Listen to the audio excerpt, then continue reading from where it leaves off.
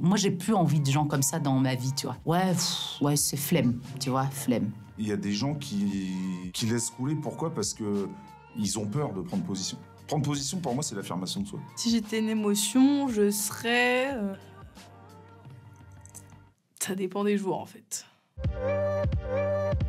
La compréhension de soi-même, c'est un chemin qui mène au bonheur. Parce que, honnêtement, tu ne peux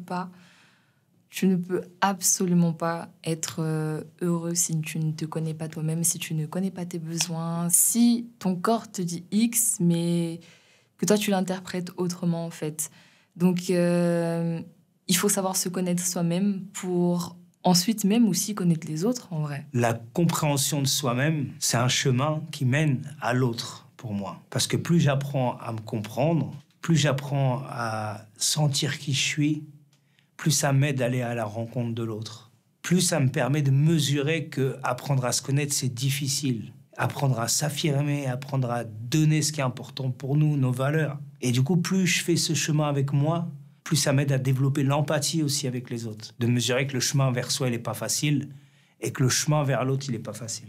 Si tu te comprends, ça t'évite les erreurs, les échecs, les écueils plutôt. Il ne faut pas qu'on t'emmène dans l'erreur non plus. Tu te connais, tu es persuadé que tu as la science infuse et puis tu ne l'as pas du tout et tu es à côté. En étant certain que toi, tu te connais bien, donc tu as la raison à toi et force est de dire que... Non, est-ce que tu te connais bien, justement? Tu évites d'être influencé, ça c'est sûr. C'est la raison, mais le reste, t'as pas la science infuse. Hein. C'est à toi de faire le tri, surtout. Ce qui est bon pour toi et qui n'est pas bon. Il y a une importance de comprendre qui tu es à travers le regard de l'autre, sans que ça puisse mettre en toi des choses qui te dévalorisent. C'est comment l'environnement te perçoit en tant que qui tu es. Je parle aussi de ta couleur de peau, de ton origine, du bagage que tu as. Comment, à un moment, avec tous ces éléments, tu arrives à comprendre qui tu es dans cette globalité. Il faut savoir qui tu es, je pense, c'est important. Et la compréhension de soi-même amène aussi à la compréhension des autres. Moi, c'est quand j'ai fait ce retour vers moi-même que j'ai compris après qui je devais être et qui je pouvais être. Puisqu'on est dans un environnement qui va dicter des codes. Donc forcément, les codes, c'est les autres qui vont te les apporter. Et après, c'est à toi aussi de comprendre comment ces codes rentrent en résonance, comment tu veux t'y plier ou pas. Il y a des choses après dont tu peux forcément rentrer en friction et te dire non, ça, je suis pas d'accord. Je pense qu'une fois que tu te comprends toi-même, ce que t'es, ce que tu veux être, tu commences à te dire « Ok, je suis un tel, je veux ça, je fais ça, je suis comme ci, comme ça. » Et à partir de ce moment-là, je pense que tu te poses plus de questions et t'es bien avec toi-même. La compréhension de soi-même est un chemin qui mène à la paix. Si tu te connais pas, comment tu veux faire la paix avec toi-même? Avant d'essayer de comprendre les autres, il faut déjà se comprendre, il faut déjà s'analyser. De temps en temps, ça fait pas de mal de se poser et de dire est-ce que je suis ça? Est-ce que j'ai fait ça? Est-ce que j'ai été bon là? Et est-ce que j'ai porté préjudice? C'est une lutte au quotidien pour être meilleur. Il n'y a rien de pire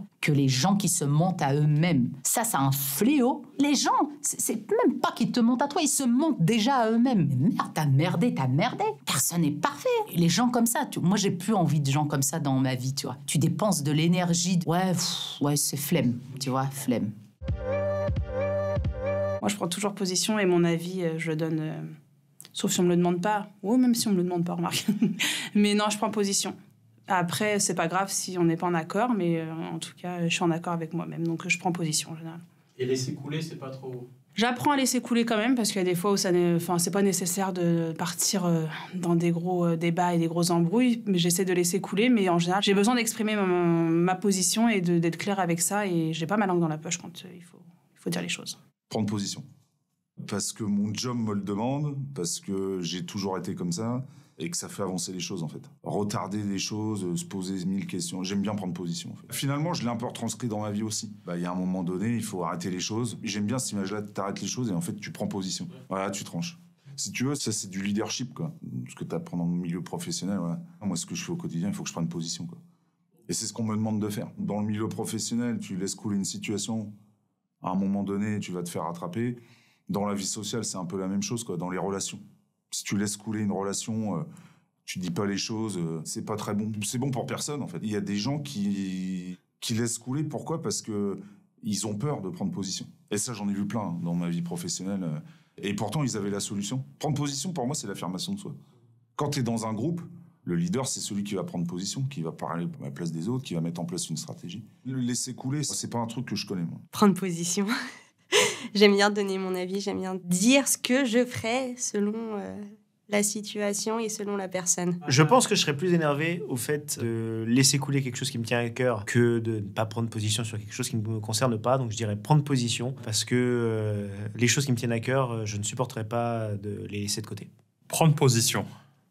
Je prends position, peut-être c'est par rapport le sport que je faisais, comme c'est un sport collectif, où tu as un joueur qui est en difficulté, on est toute l'équipe à te soutenir et être solidaire. Donc ouais, c'est ce côté-là, ouais.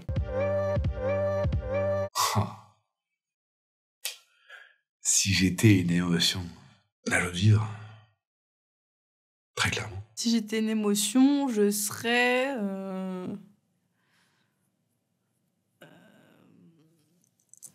Ça dépend des jours, en fait. Je dirais la nostalgie, parce que je vis beaucoup dans le passé. Je pense beaucoup. Moi, je suis très pensive comme fille. Et je suis très nostalgique tout le temps de tout, des musiques, de tout ce que je vois, tout ce que je fais.